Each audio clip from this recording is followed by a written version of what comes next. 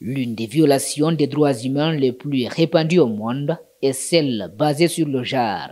Elle met à mal la santé, la dignité, la sécurité, mais aussi l'autonomie des survivantes. Un mal puissant qui ne connaît aucune frontière sociale ou économique. En Afrique, parmi ses mauvais élèves figure la République de Guinée. Ainsi, pour inverser cette tendance et freiner le fléau dans le pays, l'ONG Femmes, Développement et Droits Humains en Guinée poursuit ses efforts à travers des actions concrètes. C'est dans ce contexte qu'elle a lancé ce mercredi 21 mai à Conakry un atelier participatif avec les parties prenantes de ces secteurs d'intervention axés notamment sur l'élaboration de son plan d'action stratégique 2025-2028.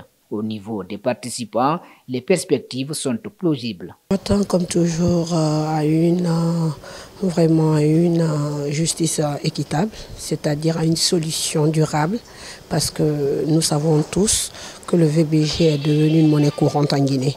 Alors du coup, je me dis qu'à partir de cette formation ou de cet atelier, on trouvera une solution durable afin de mettre carrément un terme au VBG en Guinée. Oui, effectivement, cet atelier qui est un atelier participatif comme son nom l'indique, et le fait qu'il est participatif demande la collaboration, l'implication des différents acteurs, les différentes parties prenantes, les différents collaborateurs de l'organisation, ce qui nous permettra de ressortir avec des conseils, des orientations et une compréhension plus fine du contexte des partenaires, des différents collaborateurs, pour pouvoir ensuite prendre cela en compte dans ce qu'on appelle le plan, l'élaboration des axes stratégiques et objectifs stratégiques internes de l'organisation, et par la suite aboutir à un document stratégique qui sera à la fois compris par ceux qui sont en interne et ceux qui sont à l'externe parce qu'ils y ont contribué. À la sortie de cet atelier, l'objectif c'est qu'on ait un plan stratégique, un outil qu'on discute ensemble, impliquer toutes les parties prenantes afin d'avoir les éléments de base sur lesquels l'organisation pourra se baser pour éventuellement intervenir dans le sens de la lutte contre les violences basées sur le genre. Donc disons qu'on veut à la fin de cet atelier avoir un document plus stratégique qui permettra à l'organisation d'atteindre ses objectifs à long terme. Vous avez juste... Cet atelier collaboratif des FDDDHG dispose d'un objectif général et des objectifs spécifiques. Le premier vise à impliquer les partenaires et les parties prenantes dans un processus de planification stratégique afin de mieux envisager l'avenir tout en tenant compte de son environnement externe dynamique qui inclut de nombreux acteurs.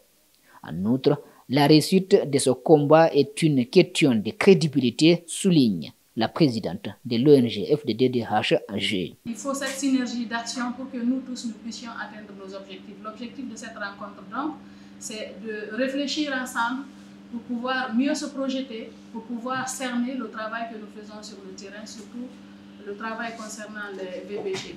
L'initiative de l'ONG Femmes, Développement et Droits Humains en Guinée est aussi au cœur de l'agenda des autorités guinéennes. La chef de cabinet du ministère de la Promotion féminine, de l'enfance et des personnes vulnérables est venue exprimer le soutien du gouvernement en général et de la ministre Charlotte Daffé en particulier aux membres de l'ONG FDDDHG.